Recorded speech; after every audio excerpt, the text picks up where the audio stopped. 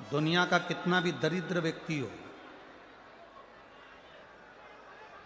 चाहे दुनिया का कोई व्यक्ति ऐसा हो जिसका कभी व्यापार चलता ही नहीं हो, उसने 50 बार बदल के देख लिया, फैक्ट्री चली नहीं रही, जिस काम को करने के लिए जाते हैं वो काम टल जाता है, आज की जगह कल, कल की जगह परसों, परसों की जगह नरसों, काम होता ही नहीं। बेटा बेटी का संबंध करने जा रहे हैं पर हो ही नहीं रहा।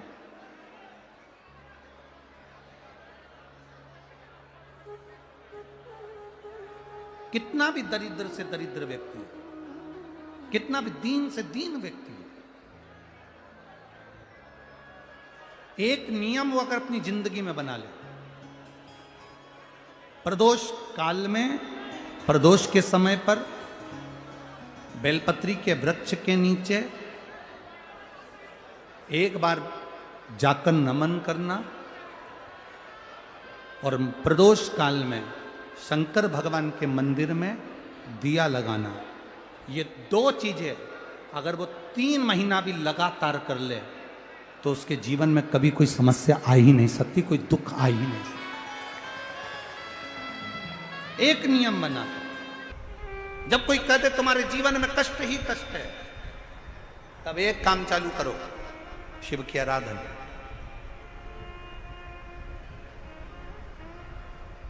तब एक काम चालू करो, भगवान शंकर की आराधना। 3 चीजें अपना लो। पहले नंबर पर शिव जी के मंदिर में 1 लोटा जल चढ़ाना। दूसरे नंबर पर मंदिर में दिया लगा सकते हो तो ठीक है, नहीं तो एक कनेर का फूल पीला वाला, देखा है आप लोगों ने? जम के बोलो जरा। पीले कलर का कनेर का फूल एक, प्रदोष काल के समय पर अगर दीप लगा सको तो ठीक है, नहीं तो एक कनेर का फूल पीले कलर का, शिव जी के अशोक सुंदरी का स्पर्श। अशोक सुंदरी वाली जगह मालूम है ना आप लोगों को? फिर से आप समझ लेंगे।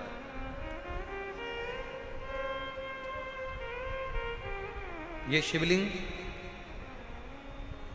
जलाधारी, ये चरण, राइट में गणेश जी, लेफ्ट में कार्तिकेय जी, मध्य भाग में जो एक मोटी सी लाइन होती है वो अशोक सुंदरी का स्थान होता है। जहां पर शिवलिंग रखा हुआ है ये पार्वती जी का हस्तकमल। शिवलिंग के ऊपर जो कलश में से एक एक बूंद पानी गिरता है वो शंकर जी की 5 लड़कियां, जया, विषहरा, शामली बारी, दौतली, देव। शिव जी के 6ठे नंबर की लड़की अशोक सुंदरी मध्य भाग में। जब एक कनेर का फूल प्रदोष काल में अशोक सुंदरी वाली जगह पर स्पर्श कराकर शिव जी को समर्पित करना। 3 क्रम है, अगर बन सके तो करो। पहला 1 लोटा जल चढ़ाना।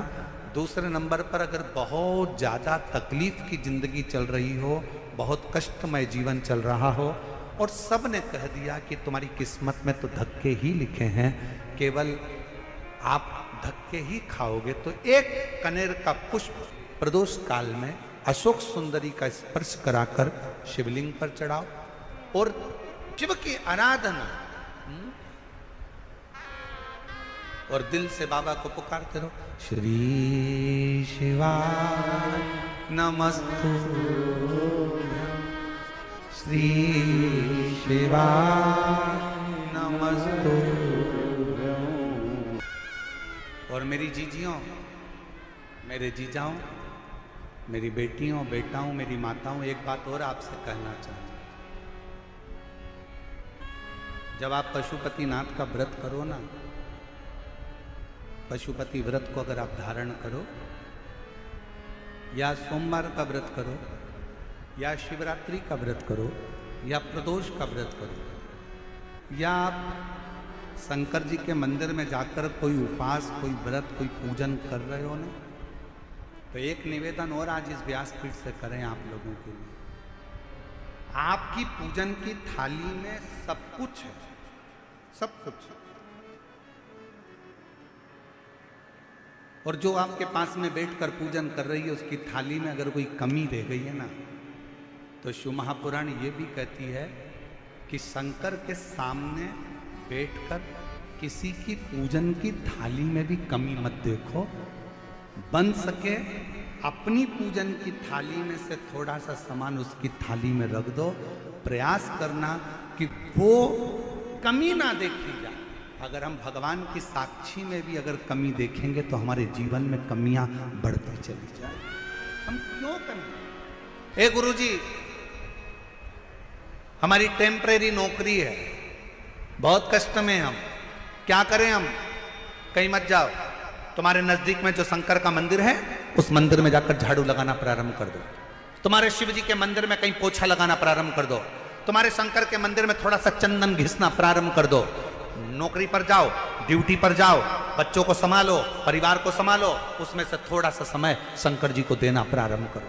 थोड़ा सा समय निकालना शिव जी के लिए, थोड़ा सा समय। ए गुरुजी, अभी मेरी तनख्वाह तो मात्र 8,000 रुपए मिलती है, प्राइवेट जॉब कर रहा हूं, परिवार बड़ा है, गुरुदेव दिल्ली जैसे शहर में रह रहा हूं, बहुत दुख का जीवन चल रहा है, क्या करूं?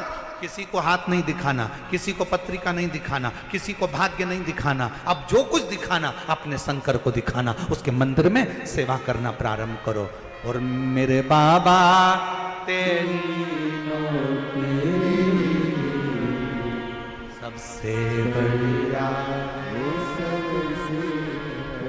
यदि कोई एक बार भी शिवालय की ओर चले जाता है, शंकर की ओर बढ़ जाता है, शिवालय की ओर बढ़ जाता है, तो उसके पितर, उसके पूर्वज और उसके जीवन में कितने भी दोष हों, वो सारे के सारे दोष समाप्त होते चले जाते, सारे दोष।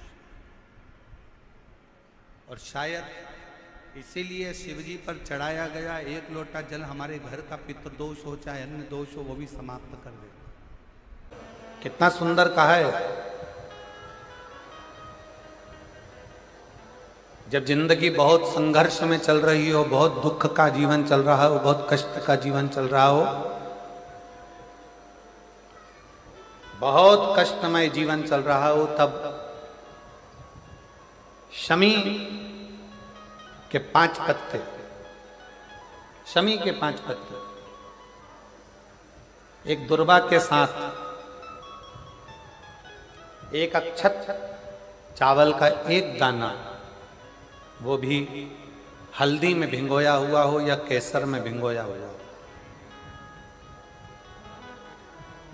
शमी पत्र 5, एक दुर्वा, एक चावल का दाना, जो दिल से हृदय से बेलपत्री के वृक्ष के नीचे पार्थिव लिंग का निर्माण कर कर मट्टी का शिवलिंग बनाकर प्रदोष काल में, मतलब शाम के समय पर शिवलिंग बनाकर उस पे जल चढ़ाकर, जो ये 5 शमी का पत्र, एक दुर्वा और एक चावल का दाना, अपनी कामना कर कर जो दुख चल रहा है बाबा से विनय कर कर एक एक पत्ता जब समर्पित कर दे, फिर एक दुर्वा समर्पित कर दे, फिर एक चावल का दाना समर्पित कर दे और बाबा का वहीं पर पुनः विसर्जन कर दे, 3 महीना तो जाने दो, 15 दिन के अंदर वो दुख कटता जरूर है, चाहे कोई भी दुख, किसी भी तरह का दुख क्यों नहीं। एक बेलपत्र के वृक्ष की परिक्रमा करने वाले को हजारों अश्वमेध यज्ञ का फल प्राप्त हो जाता है, हजारों अश्वमेध यज्ञ का फल प्राप्त हो जाता है। उसी तरह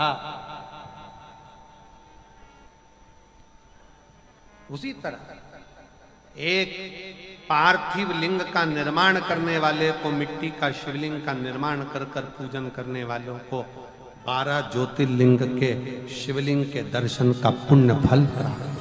बहुत ध्यान लगाकर सुनिएगा। एक बेलपत्री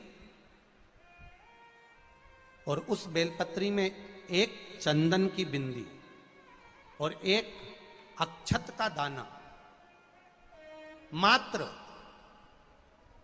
रखकर भी अगर शिवालय पर चढ़ा दी जाती है,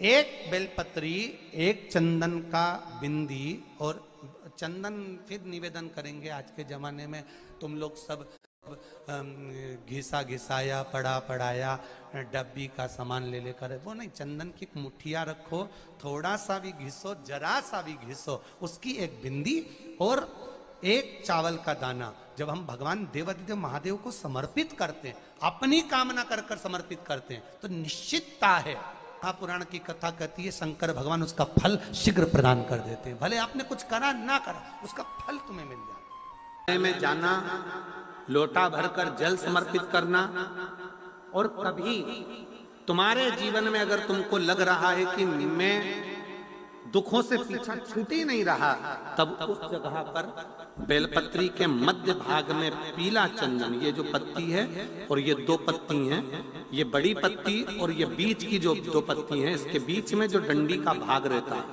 जो बीच में डंडी का जो भाग है, बड़ी पत्ती और ये दो छोटी पत्ती के मध्य में जो डंडी का भाग है, उस डंडी के भाग में पीला चंदन और एक अक्षत पीला शंकर भगवान को आप अगर प्रदोष काल में समर्पित कर रहे हैं, तो ये निश्चित है कि धीरे धीरे कर कर वो दुख समाप्त होगा, वो दुख हटेगा ही।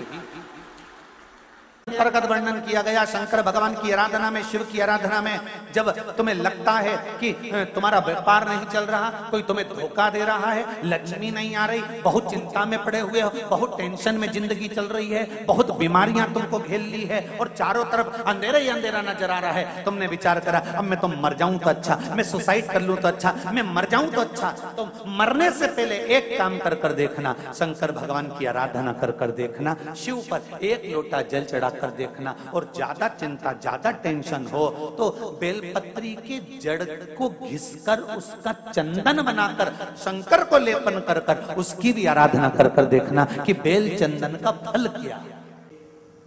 बेलपत्र, एक बेल, ये कोई साधारण नहीं, एक बेलपत्र, एक बेल, ये कोई साधारण नहीं,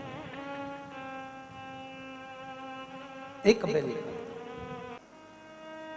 इसकी नीचे की डंडी से लेकर ये दो पत्तियां जहां लगी हैं, और दो पत्ती से लेकर ये बीच की जो पत्ती है उसमें जो गैप है, उसमें जो जगह है, दिख रही है आपको, ये दो पत्ती से लेकर बीच की पत्ती के बीच में जो जगह खाली रहती है, 33 कोटि देवी देवताओं विराजमान रहते हैं इस बीच की जगह में। जब शिव जी को चढ़ाया जाता है तब इस पत्ती के बीच की जगह शंकर के शिवलिंग पर रखा जाता है, तो शिव जी इतने प्रसन्न होते हैं कि मेरी स्तुति करने के लिए ये भक्त 33 कोटि देवताओं को लेकर आया है, मेरी स्तुति करने के लिए। लोग चावल लाए, लोग अंबारियां लाए, धन लाए, दौलत लाए, संपदा लाए, पर एक शंकर का भक्त ऐसा होता है जो एक बेलपत्री के रूप में 33 कोटि देवताओं को, 64 योगिनियों को, आदि शक्तियों को शंकर को समर्पित करता है।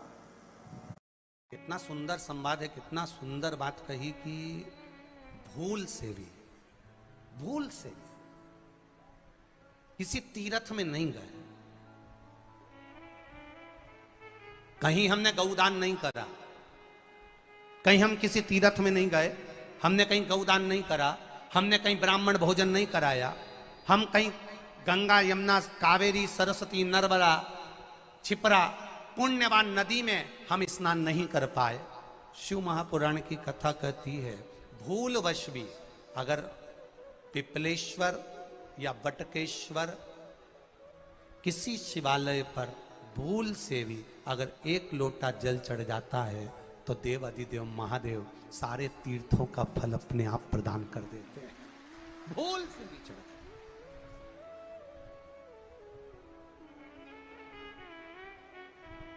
एकांतेश्वर महादेव किसी तीर्थ में नहीं गए, कहीं हमने गौदान नहीं करा, कहीं हम किसी तीर्थ में नहीं गए, हमने कहीं गौदान नहीं करा, हमने कहीं ब्राह्मण भोजन नहीं कराया, हम कहीं गंगा यमुना कावेरी सरस्वती नर्मदा छिपरा पुण्यवान नदी में हम स्नान नहीं कर पाए।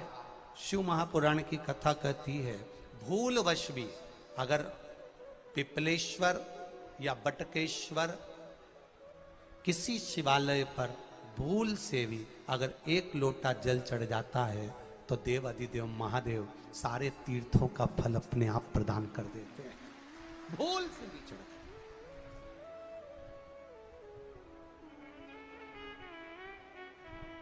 एकांतेश्वर महादेव जो कि एकांत में बैठा हुआ है, एकांतेश्वर महादेव अकेला बैठा है अलमस्त होकर। आप जा रहे हो गाड़ी लेकर, आप 4 व्हीलर गाड़ी में जा रहे हो, ट्रैक्टर में जा रहे हो, ट्राली में बैठकर जा रहे हो, क्रूजर में बैठकर जा रहे हो, 2 व्हीलर गाड़ी में बैठकर जा रहे हो, और एकांतेश्वर महादेव का मंदिर दिख गया। कोई एकांत में, भले उसका नाम नहीं मालूम तुमको कि कौन सा महादेव, पर अकेला बैठा है जंगल में, वृक्ष की छांव में, एक ओटले पर, कोई दीवार नहीं, कोई जाली नहीं, कोई गेट नहीं, कुछ भी नहीं। ये शिव मंदिर में जाकर एक लोटा जल समर्पित करती थी। और शास्त्र कहता है कि शंकर के मंदिर में अगर एक लोटा जल कोई एक परिवार का व्यक्ति भी समर्पित कर रहा है तो समझ लेना कि वो अपनी 71 पीढ़ी को पार लगा रहा है। वो अकेला नहीं, 71 पीढ़ी को पार लगा रहा है। शिव महापुराण की कथा कहती है जब बच्चा गर्भ में आता है, माता के गर्भ में जब संतान आती है और माता के गर्भ में जब संतान रहती है, उस 9 महीने में स्त्री नारी अगर कहीं शंकर के मंदिर के सामने से निकल जाए या शिवालय का जल स्त्री को मिला हो या शंकर भगवान का कोई प्रसाद या शंकर भगवान का कोई नाम जाप या शंकर भगवान का कोई मंत्र जाप उस स्त्री के कानों में पहुंच जाए तो जो गर्भ में बच्चा होता है वो बच्चा शंकर की कथा तक या शिवालय तक उसको बिना बोले ही वो अपने आप चला ही जाता है, पहुंच ही जाता है। उस गर्भ में रहने वाले बच्चे को भगवान शंकर के मंदिर के सामने से भी कोई गर्भवती स्त्री निकल कर चली जाती है तो उसका भी फल उसको प्राप्त हो जाता है, उसका भी फल उसको प्राप्त हो जाता है। और वो फल साधारण नहीं होता। क्यों? बेलपत्री को जब भी चढ़ाया जाता है तो पीछे की डंडी पकड़कर नहीं चढ़ाया जाता। बेलपत्री को चढ़ाने के लिए मध्य भाग को, जैसे यह बेलपत्र होता है तो इसका मध्य की जो डंडी होती है, मध्य भाग होता है बेलपत्री का, तब मध्य भाग को पकड़कर हम भगवान शंकर को बेलपत्र समर्पित करते हैं। कोई भी बेलपत्र ऐसे नहीं चढ़ाता कि डंडी पकड़ के चढ़ा दिया, फिर पीछे की डंडी पकड़ के चढ़ा दिया, फिर पीछे की डंडी पकड़ के चढ़ा दिया, फिर डंडी पकड़ा, फिर चढ़ा दिया ना। मेरे देवादिदेव महादेव को जब भी बेलपत्र चढ़ाया जाता है तो मध्य भाग, पीछे की डंडी पकड़कर नहीं, मध्य भाग से भगवान शंकर को बेलपत्र समर्पित किया जाता है। मध्य भाग से जब भी पकड़ेंगे तो मध्य भाग को पकड़कर बेलपत्र समर्पित करेंगे। क्यों?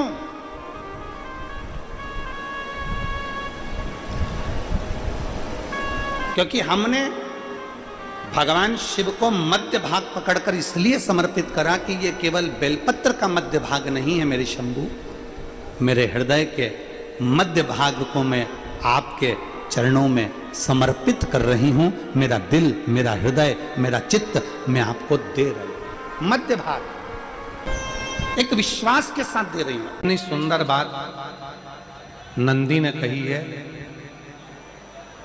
नंदी ने ये बात जो कही वो वास्तव में बड़ी सुंदर है कि मान लो यदि कोई कार्य तुम्हारा हो नहीं रहा और पूरी दुनिया में तुमने कर कर देख लिया, बहुत प्रयास कर कर देख लिया, तो भी वो कार्य अगर तुम्हारा नहीं होता तो फिर एक काम करो कि शिव की स्तुति करो, शंकर की स्तुति, शंकर का गुणगान, शंकर की भक्ति, शंकर का स्मरण।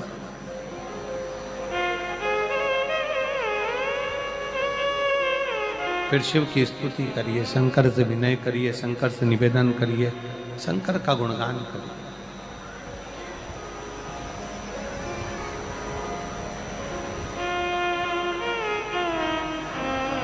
पर भगवान की भक्ति होती कब?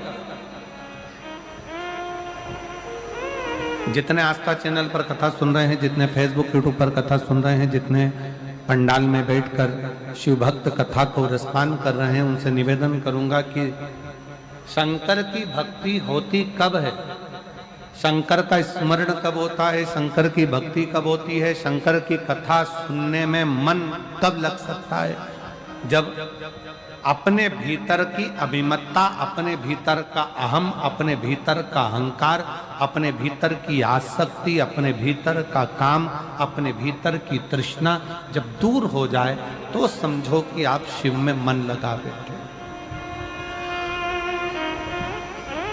कितने सारे लोग बैठे हैं यहाँ पर कथा में, सब पंडालों के अंदर लोग शिव भक्त बैठे हुए हैं। कई लोग ऐसे भी होंगे जिनका आकर बैठ तो गए पर दिल नहीं लगता। दो जल व्यक्ति के जीवन को बदलते। कितने जल? जम के बोलो जरा। दो जल। एक देवाधिदेव महादेव के लिए भरा गया एक लोटा जल और दूसरा है स्वयं के लिए भरा गया एक लोटा जल। यहां पर अगर बुजुर्ग मेरी माताएं बैठी होंगी, मेरी जीजियां बैठी हैं, मेरे जीजा बैठे हैं, बुजुर्ग जितनी माताएं बैठी हैं, वो पुराने समय का अगर लेख उठाकर देखेंगे तो पुराने समय के लोग भोजन करने बैठते थे ना, तो भोजन करने से पहले अपने पानी के लोटे को भरकर, अपना गिलास भरकर बैठते थे। किसी ने देखा है कि नहीं देखा? जम के बोलो जरा। देखा है आप लोगों ने? पुराने समय के लोग जब भोजन करने बैठते थे, पुराने समय के लोग जब भोजन करने बैठते थे तो अपना पानी का गिलास, अपना पानी का लोटा पहले भरकर आसन लग जाता था। बहू आसन लगा देती थी, बहू खाना बना देती थी, घर की पत्नी खाना बना देती थी, भोजन बना देती थी, घर के लोग भोजन दे देते थे। थाली कोई भी लगा कर ला के दे, थाली कोई सजा कर ला कर दे, पर घर का जो व्यक्ति खाना खाने बैठता था, भोजन करने बैठता था, वो अपना पानी स्वयं भर कर बैठता।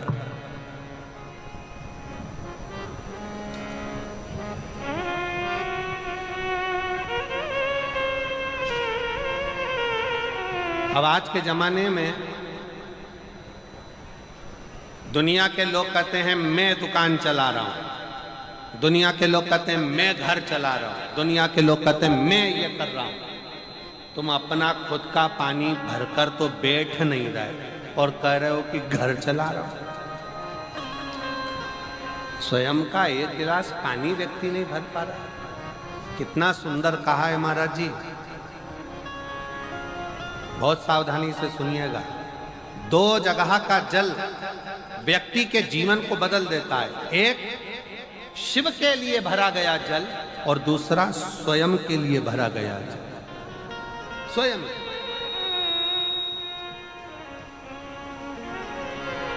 शंकर के मंदिर में जा रहे हो, एक लोटा जल अपने घर से भरकर लेकर चले जाओ और अपने घर में जब तुम भोजन करने बैठ रहे हो, जब तुम रोटी खाने बैठ रहे हो, भोजन करने बैठ रहे हो, भोजन ग्रहण करने बैठ रहे हो, जब तुम भोजन को ग्रहण करने के लिए बैठ रहे हो, तब अपने घर में जब तुम भोजन ग्रहण करने बैठ रहे हो तो एक लोटा जल या एक गिलास पानी भरकर बैठो। बहू अच्छी है, पानी भरेगी, मना नहीं है। बेटा अच्छा है, पानी भरेगा, मना नहीं है। पोता अच्छा है, पोती अच्छी है, नाती अच्छा है, पंती अच्छा है, घर में सब अच्छे हैं। तुम्हारी पत्नी भी अच्छी है, तुम खाना खाओगे तो वो पानी ला कर दे देगी। तुम्हारी बहू भी अच्छी है, तुम भोजन करोगे तो वो पानी ला कर दे देगी। तुम्हारा परिवार का हर व्यक्ति अच्छा है, तुम्हारा कहना मानता है। तुम जिमने बैठोगे, भोजन करने बैठोगे तो वो पानी ला कर देगा। पर शिव पुराण की कथा कहती है, जो व्यक्ति भोजन करते समय अपना जल स्वयं भर कर बैठता है, उसकी जिंदगी में से 3 रोग समाप्त हो जाते हैं। कितने रोग समाप्त हो जाते हैं? 3। पहला, अपना जल स्वयं भर कर बैठने वाले के घुटने का कभी भी डॉक्टर उस पर घुटने बदलने का बोलेगा ही नहीं, घुटना बदल ही नहीं सकता। स्वयं का जल भर कर बैठे। दूसरे नंबर पर, जिसकी रीढ़ की हड्डी में कमर से लेकर कंधे तक जिसकी हड्डी में दर्द होता हो, या जो सुबह सुबह सोकर उठता हो और उसके कंधे दुखते हो या पीठ दुखती हो। दूसरे नंबर का रीढ़ की हड्डी का दर्द। और तीसरे नंबर का, डॉक्टर को दवाई खा खा कर परेशान हो गए, और आधा सिर का रोग, भुकुटी, ये भौएं दुखती हो, सिर दुखता हो, ये कान के पास का दर्द होता हो, तो अपना भोजन करते समय अपना पानी स्वयं भर कर बैठो, आपको ये 3 रोग से मुक्ति अपने आप मिलना प्रारंभ हो जाए, अपने आप। अब किसी ने कहा गुरुजी पत्नी पानी ला कर देती है, पति पानी ला कर देता है, बेटा पानी ला कर देता है, बहू पानी ला कर देती है, पोता पोती पानी ला कर देते हैं, नाती पंती पानी ला कर देते हैं, नौकर लगे घर में वो पानी ला कर देते हैं, सेवादार लगे घर में वो पानी ला कर देते हैं, तो हमको पानी लाना क्यों जरूरी है? तो अग्नि पुराण में वर्णन आता है कि जो घर में पानी जिस मटके में भरते हो, जिस हंडे में भरते हो, जिस बाल्टी में भरते हो, जिस टंकी में पानी भरते हो, पीने का पानी जिस हंडे में, मटके में, बल्टोई में, जिस गगरे में तुम भरते हो, वो स्थान पितरों का स्थान रहता है। जब हम पानी भरकर भोजन करने बैठते हैं तो हमारे पितर भी उस स्थान पर आकर निश्चित जगह पर बैठते हैं, और जब हम भोजन ग्रहण करते हैं तो हमारे पितरों के भाव का आशीर्वाद हमारे ऊपर पड़ जाता है, जिससे हमारे 3 दर्द समाप्त हो। स्वयं भरो, स्वयं। अब आज का जमाना इतना विचित्र है कि नौकर चाकर, परिवार, घर इतना बड़ा हो गया। आज के जमाने में कोई सोफे पे से उठना पसंद नहीं करता, वहीं से आवाज लगा देते हैं, ला मेरा भोजन लगा दे, रोटी लाओ। रोटी आई तो मालूम पड़ा पानी ला कर रखा बहू ने। वो बहू ला देगी, बहुत अच्छी है, बहू बेकार नहीं है, बहुत अच्छी है, बेटी बहुत अच्छी है, ला देगी पानी, भोजन भी लाएगी, पानी भी लाएगी, सब कुछ लाएगी। पर पहला फर्ज अपना है, जब तक शरीर चले, पांव चले, हाथ पैर चले और तुम पलंग पर नहीं पड़े हो, तुम्हारा शरीर अगर चल रहा है तो पहले रसोई घर में जाओ, लोटा भर, लोटा नहीं भर सकते तो गिलास भरो, गिलास नहीं भर सकते तो थोड़ा सा कटोरी में पानी भरो, पर अपने पीने के लिए थोड़ा सा जल स्वयं के लिए लेकर आओ। वो जल इतना कारगर होगा कि तुम्हें रोग से निवारण करता चले जाएगा, रोग समाप्त करता चलेगा। समाप्त।